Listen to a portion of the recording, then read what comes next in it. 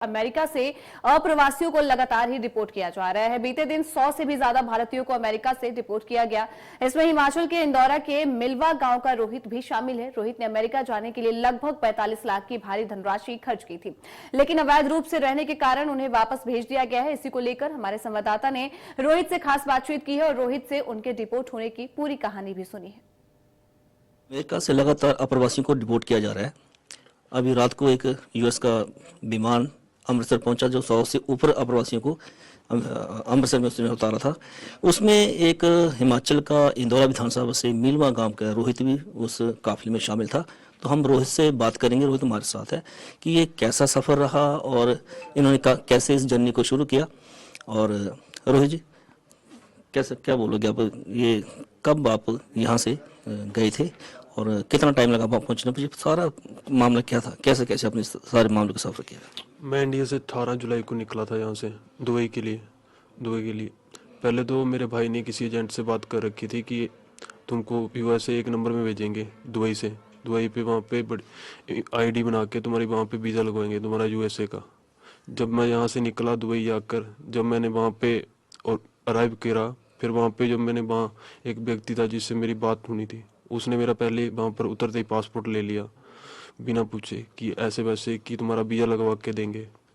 फिर हमें एक कमरे में रखा गया। अब यहाँ पर पहले से बहुत सारे लड़के थे। जब मैंने उनसे बात करी तो वो बता रहे थे कि हम तो पहले से यहाँ फंसे हैं, तुम क्यों फंस गए। तब मेरे को थोड़ा लगा कि मैं कहाँ फंस गया हूँ। फिर मैंने फिर भी सोचा कि घर वालों को क्यों बताना, घर वाले तो पहले परेशान हैं क्योंकि उन्होंने इतना पैसा कैसे लगाया वो तो हमें ही पता है। फिर जब वहाँ पे टॉर्चर, मतलब खाना खुना तो देते नहीं थे, एक टाइम देते थे खाना, खाना होगा तो खाओ नहीं तो बाहर से खा लो, घर से पैसे मंगवा के खा लो। फिर ऐसे चलते चलते फिर उन्होंने 4-5 महीने बीत गए, तब उन्होंने हमारा ग्रीस का वीज़ा लगवा के दिया वहाँ से। वो भी बोल रहे थे कि पहले वीज़ा दिखवा दिया, पर उन्होंने बोला कि पासपोर्ट तब देंगे जब तुम पैसे दोगे। फिर मैंने अपने भाई से बात करी, फिर भाई बोल रहा कोई बात नहीं, टेंशन मत ले। फिर उन्होंने पैसे वगैरह करे अरेंज, फिर उन्होंने दिए। रोहित, अभी तक कितना पैसा पेड कुछ टोटल खर्चा कितना कर चुके हैं? टोटल तो 45-50 लग गया अब तो। तो जिस पैसा कैसे अरेंज किया आपने कहा? ये तो मेरे भाई को पता है कि उसने कैसे किया कैसे नहीं, या मेरे घर वालों को पता है क्योंकि इन्होंने कभी मेरे को मना नहीं करा किसी चीज़ का कि ऐसे वैसे। ये तो अब घर बार सब गिरवी है, कुछ भी नहीं रहा हमारे पास। तो जैसे आप बता रहे कि 45 से 50 लाख रुपए आपने जो कर्ज लेके किया है सारा अरेंज है। आपके पास कोई प्रॉपर्टी थी, लेकिन जैसा आपके घर की कंडीशन है इससे सब जाहिर होता है कि आपने पता नहीं कैसे कैसे पैसा अरेंज किया। तो आगे का भविष्य कैसे देखते हैं आप इस स्थिति में? भविष्य तो खत्म, अब रहा ही नहीं भविष्य। इंडिया में कहाँ भविष्य, अब तो पासपोर्ट भी जीरो हो गया। अब मैं दोबारा जा नहीं सकता बाहर, ना छोटी मोटी कंट्री में, ना भाई के पास जा सकता हूँ जहाँ से मैं पहले था वहाँ पे थोड़ा बहुत तो कमा लेता था। अब तो घर की सब स्थिति खराब है बहुत ही ज़्यादा। तो हिमाचल से और भी आपके कंसर्न में कोई वहाँ पे लोग थे? नहीं, मैं हिमाचल से अकेला ही था वहाँ पे, क्योंकि हिमाचल के लड़के कम ही आते हैं। आपके साथ काफिले में और कितने लोग थे जो? हमारे काफिले में काफ़ी थे वहाँ पे, तो 50 सेंटर में जहाँ पे सेल थी ना, वहाँ पे तो 70-80 लड़के थे, अलग अलग स्टेट से थे, पाकिस्तानी, मतलब कि स्टेट्स देश भी अलग अलग थे सबके। तो वहाँ पे आपके साथ किस प्रकार का व्यवहार होता रहा? टॉर्चर किया गया मानसिक या शारीरिक तौर पे? माइंड अपसेट कर देते थे कि बंदे को ना सोने देते थे, ना जागने देते थे, ना खाने देते थे, ना पीने देते थे। जब बंदे को सोने गया ना तो हम उसको उठा देते थे कि खाना आ गया, लाइन में लग जाते थे, फिर हाजिरी आ जाती थी। अटेंडेंस मतलब कि दिन में 3 बार अटेंडेंस होती थी, 3 बार सफाई, 6 बार खाना। बंदे को उठना ही पड़ना था, बंदा सो ही नहीं सकता था वहाँ पे। ना दिन का पता चलता था, ना रात का, ना घड़ी थी वहाँ पे, ना कुछ। खाने में क्या क्या दिया जाता था आपको? खाने में कुछ अच्छा नहीं था, नॉनवेज वगैरह देते थे, वो इंडियन कम ही खाते हैं। फिर ऐसे ही सेब सूब दे देते थे, एक सेब खा लिया दिन में, निकल जाता था पानी पी पू के टाइम पास। क्या कर सकते थे। जिस एजेंट के थ्रू आप गए थे, जिसको आपने जो पैसे दिए थे, क्या उसके साथ कोई कंसर्न हो पा रहा है? नहीं, अब तो वो फरार है।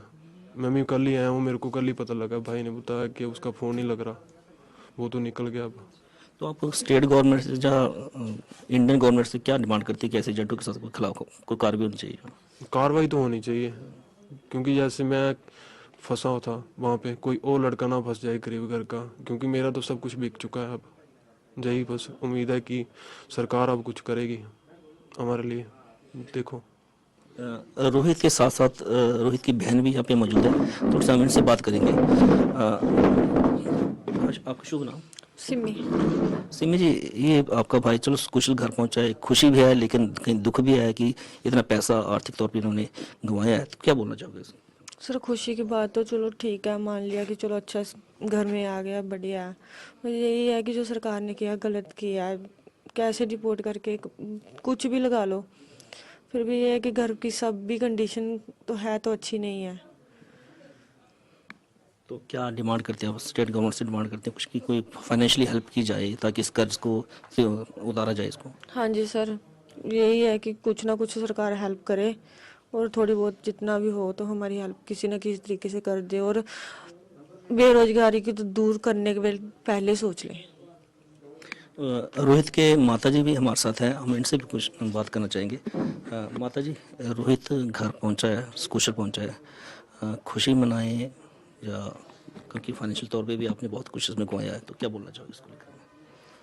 ਚਲੋ ਘਰ ਆ ਗਿਆ, ਸਾਨੂੰ ਇੰਨੀ ਖੁਸ਼ੀ ਬੜੀ ਹੈ। ਤੇ ਚਲ ਹੁਣ ਬੱਚੇ ਤੋਂ ਕਹਿੰਦੇ ਪਏ ਸਾਡਾ ਉਹ ਵੀ ਖਰਾਬ ਕਰਤਾ ਉਹਨਾਂ ਨੇ। ਬੱਚੇ ਕਿਹੜੇ ਪਾਸੇ ਰਹਿ ਗਏ ਹੁਣ? ਪਾਸਪੋਰਟ ਵੀ ਹੁੰਦਾ ਖਰਾਬ ਹੋ ਗਿਆ, ਨਾ ਤੋਂ ਕਮਾਉਣ ਜੋਗੇ। ਚਲੋ ਛੋਟੀ ਮੋਟੀ ਕੰਟਰੀ 'ਚ ਕਮਾ ਲੈਂਦੇ, ਇੱਥੇ ਵੀ ਕੀ ਆ ਉਹਨਾਂ ਕੋਲ? ਕਿੱਦਾਂ ਘਰ ਦਾ ਗੁਜ਼ਾਰਾ ਹੁਣ ਇੰਨਾ ਲੋਕਾਂ ਦੀ ਦੇਣਦਾਰੀ ਪਈ ਆ, ਉਹ ਕਿੱਥੋਂ ਲਾਣੀ? आपकी जगह जमीन जो कुछ और है? ਕੁਛ ਵੀ ਨਹੀਂ ਹੈਗਾ ਸਾਡੇ ਕੋਲ ਜਗ੍ਹਾ। ये हमारे साथ रोहित और उसका परिवार, रोहित जो अपना सब कुछ गंवा के लौटा है। अब ज़िंदगी में उससे आगे फ्यूचर की बात करें तो उसको अपना अंधकार दिखता है, लेकिन हम उम्मीद करेंगे कि रोहित दोबारा अपने पैरों में खड़ा हो और इस मानसिक स्थिति से उभरे। नूरपुर से इंडियन न्यूज़ के लिए